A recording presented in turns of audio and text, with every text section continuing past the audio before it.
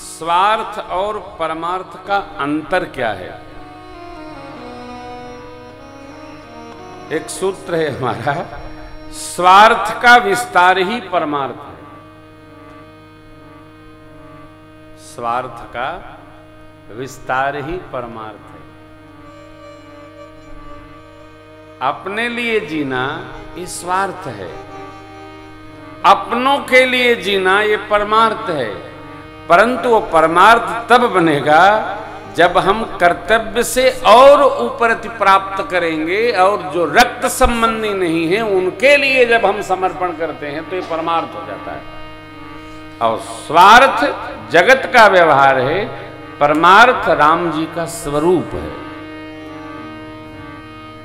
क्यों? राम ब्रह्म परमार्थ रूपा, नीति प्रीति परमार्थ स्वार्थ को न राम समझान। नीति क्या है? नीति कौन? तो धर्म नीति।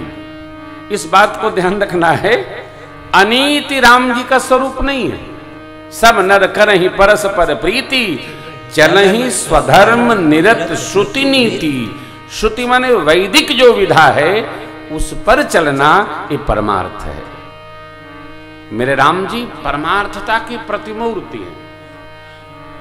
मेरे राम जी स्वार्थ के लिए कुछ नहीं करते, और जिसके परमार्थ का विस्तार है वो राम भक्ति कर रहा है।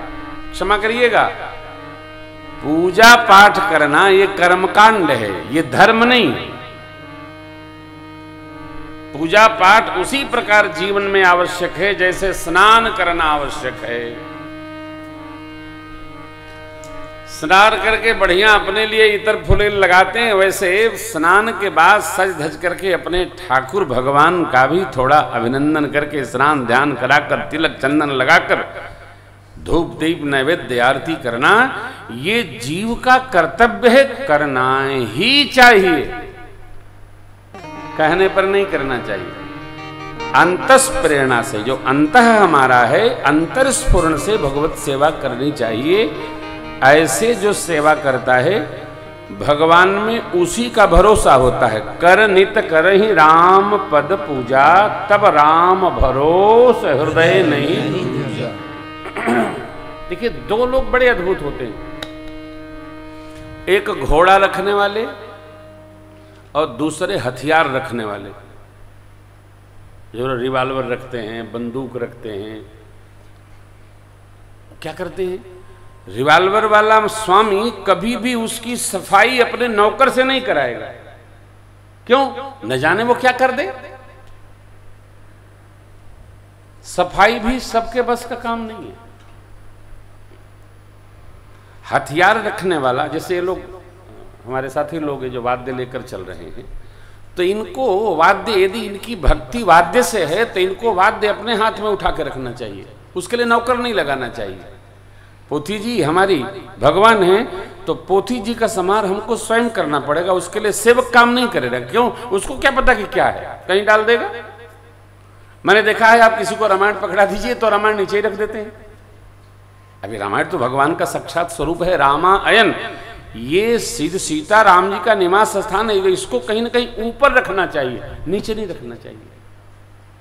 समझने की हथियार। और घोड़े का स्वामी, घोड़े को साजने का काम नौकर को नहीं देता है, वो स्वयं साजता है, तभी घोड़ा टॉप उठाता है, चलता है, दौड़ता है। उसी प्रकार भगवत सेवा पड़ोसी के लिए नहीं है, दूसरे के लिए नहीं है, ये स्व की सेवा है। क्योंकि जब हम सेवा करेंगे तो उसमें हमारा अनुराग दृढ़ होगा, भगवान में हमारी प्रीत दृढ़ होगी। जो जिसकी भी सेवा करता है उसकी प्रीत उसमें बढ़ती जाती है, वो अनुरक्त हो जाएगा। मेरे परमात्मा जीव मात्र के लिए, उसके कल्याण के लिए, उसके मंगल के लिए सारे व्यवहार, सारे उपक्रम जगत को दे रखे हैं। हमको यह समझना चाहिए कि जगत में स्वार्थ परक नहीं, परमार्थ परक ही व्यवहार करते हुए यात्रा करनी चाहिए। और हमारी जो निजी संपदा है वो है परमार्थ। कल भी निवेदन किया था, परमार्थ क्या है? मन का शुद्ध चिंतन, पुण्य करके उनका संग्रहण और धर्ममय जीवन, ये हमारे जीवन की थाती है। इन तीन के लिए निरंतर प्रयास करना चाहिए। आप आश्चर्य करेंगे, बेटियां बहनें बैठी हैं, भारत एक ऐसा देश है जहां संग्रह की प्रवृत्ति बहुत है, और उस संग्रह की प्रवृत्ति होने के कारण भारत में महंगाई आकाश में बैठी है। वो तो आदमी की व्यवस्था नहीं है, नहीं तो आदमी डीजल पेट्रोल भी करोड़ों करोड़ लीटर घर में रखता। वो तो गाड़ी में भरा लेता है, चल देता है। लेकिन कोई भी समझदार आदमी ये नहीं पूछता है कै रुपए लीटर है, इसमें डाल दीजिए, 1000 का डाल दीजिए, 1500 का डाल दीजिए। रेट पूछता ही नहीं, क्यों? कि उससे उसका काम रुक जाएगा, इसलिए वो चलता रहता है। परंतु भगत को संग्रह की प्रवृत्ति से बचना चाहिए।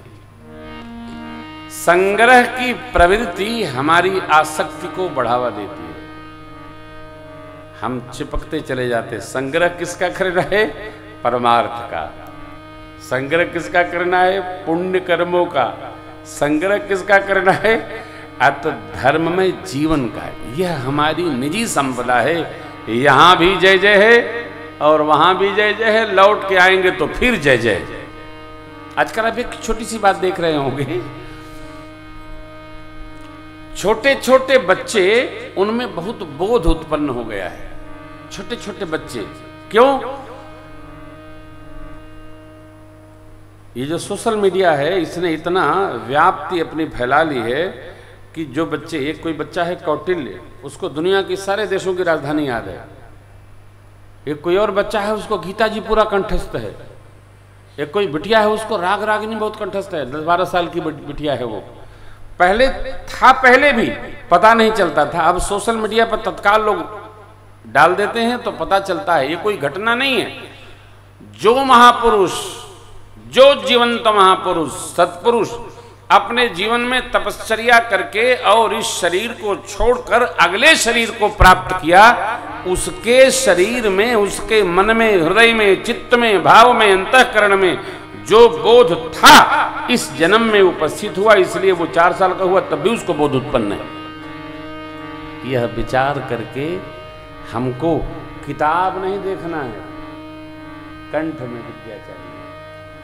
विद्या कंठ में चाहिए, जिससे अगले जन्म तक ये चलती रहे।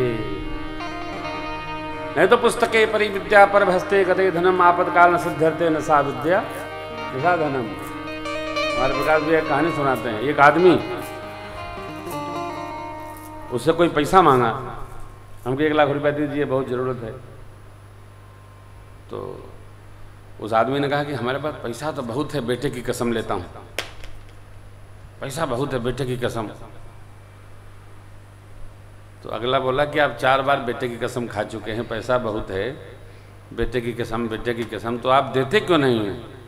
लेकिन बैंक में तो हमारा खाता ही नहीं है, पैसा बहुत बैंक में है, हमारा खाता नहीं है बैंक में।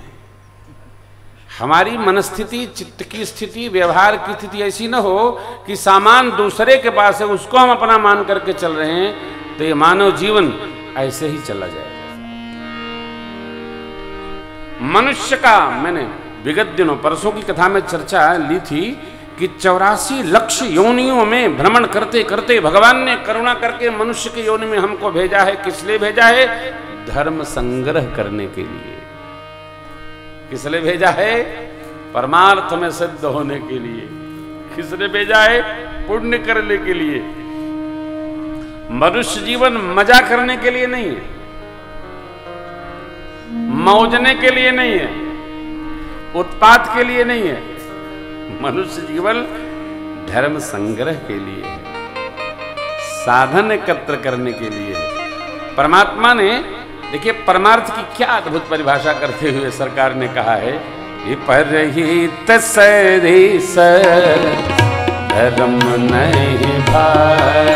उत्तरकांड परहित सरिस धर्म नहीं भाई, पर पीड़ा सम नहीं अधमाई, पर पीड़ा सम पीड़ा नहीं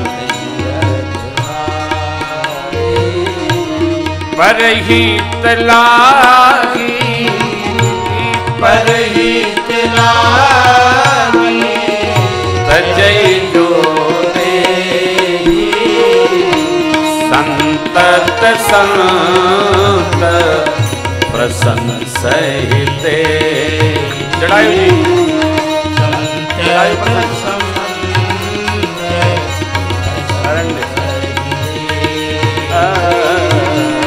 संतत संत प्रसन्न सहिते,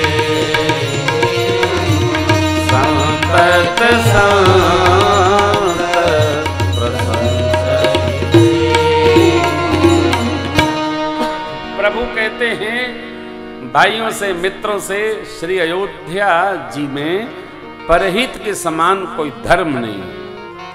परहित करिए, पर माने उनका हित जो हमारे नहीं है, औरों का हित जिनसे मेरा रक्त संबंध नहीं है, उनका मंगल करना, उनके लिए अर्पण करना, उनका भला करना, ये परहित है। पर माने अन्य, उनका भला हो हमसे। परहित बस जिनके मन माही, तिन कहूं जग दुर्लभ कछु। अब मन में है तो दुर्लभ क्या है, सुलभ। मन में रहता है, हम वही करते हैं। कैसे? ऐसे आज आप कथा श्रवण करने आ गए, आपका मन किया, आप आ गए, लेकिन कल आप आएंगे इसकी कोई गारंटी आप भी नहीं ले सकते हैं, क्योंकि कल मन नहीं करेगा। अरे भैया आए नहीं, अरे मन नहीं था तो नहीं आए।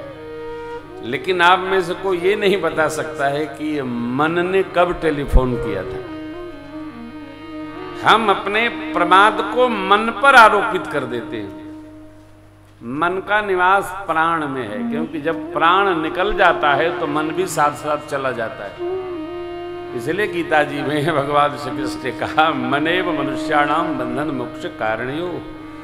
मन से ही जीतते हैं, मन से ही हार जाते हैं। इसलिए मन को संभाल करके रखना है।